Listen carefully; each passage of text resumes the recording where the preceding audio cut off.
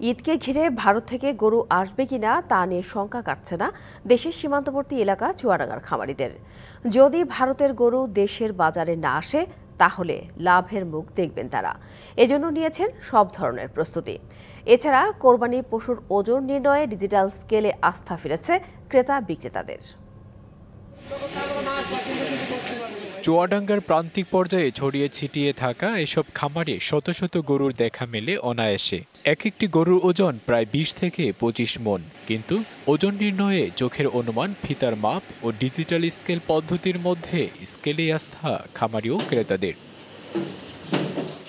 প্রতি বছর কোরবানিকে সামনে রেখে পশু মোটাতাজা করেন জেলার ছোট বড় হাজারো খামারি। আর প্রতি বছরই ভারত থেকে গরু আসবে কিনা এ নিয়ে চিন্তা বাড়ে তাদের। সরকারের কাছে বিশেষ করে আবেদন করছি যে বাহির দেশ থেকে যেন কোনো গরু আমদানি বা মানে ব্যাকডেটে না ঢুকে, পুশ করে না ঢুকে, তাতে আমাদের মতো খামারিরা মানে সাংঘাতিকভাবে ক্ষতিগ্রস্ত হবে।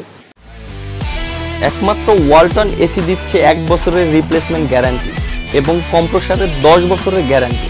খামারিরা বলছেন, দেশের চাহিদা পূরণের সক্ষমতা বেড়েছে পশুপালনে, সেই সাথে এবছর বেড়েছে গোখাদ্য ও পালন ব্যয়। এজন্য এবার বাড়তে পারে পশুর দাম। সরকারের কাছে আবেদন জানাচ্ছি আমরা এটাই, গোখাদ্যের উপর যেন সরকার একটা নজর দেওয়া হয়, তাহলে মাংসের দাম কমবে, এছাড়া কমবে না। দেশের বাজারে পশুর দাম এখনো ভালো, এমন পরিস্থিতি থাকলে লাভবান হবেন খামারিরা, বলছে প্রাণী সম্পদ বিভাগ।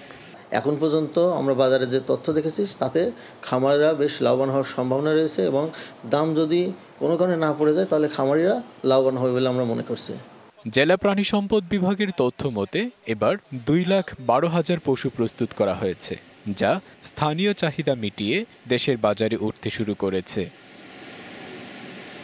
DBC news desk.